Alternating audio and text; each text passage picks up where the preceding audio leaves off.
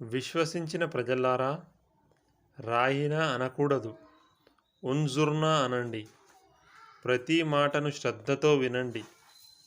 ఈ అవిశ్వాసులు అత్యంత ఘోరమైన శిక్షకు అర్హులు.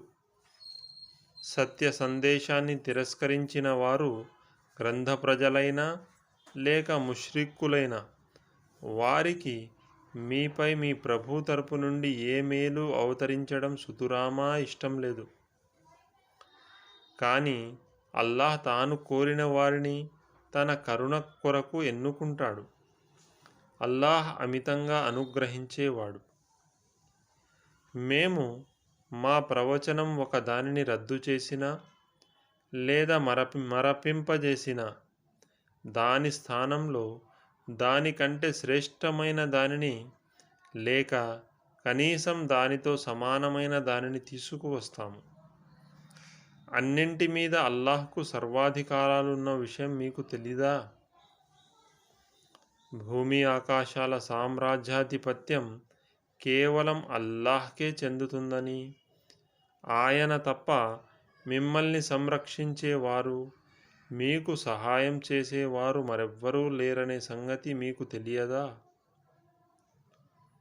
పూర్వం మూసాను అడిగిన ప్రశ్నల వంటి వాటినే మీరు మీ ప్రవక్తను అడుగుదామనుకుంటున్నారా?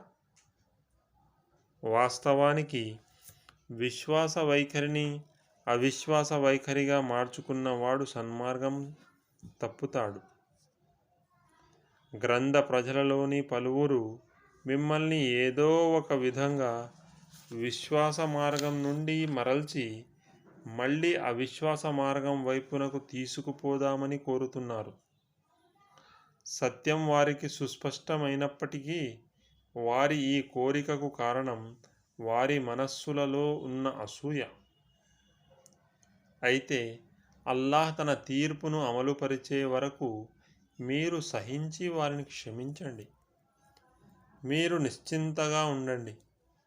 అల్లాహ్కు అన్నింటి మీద సర్వాధికారాలు ఉన్నాయి.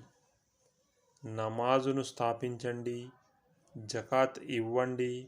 మీ భవిష్యత్తు కోసం మీరు చేసి ముందుగా పంపించే సత్కార్యాలను మీరు అల్లాహ్ వద్ద చూస్తారు. మీరు చేసేదంతా అల్లాహ్ దృష్టిలో ఉంది.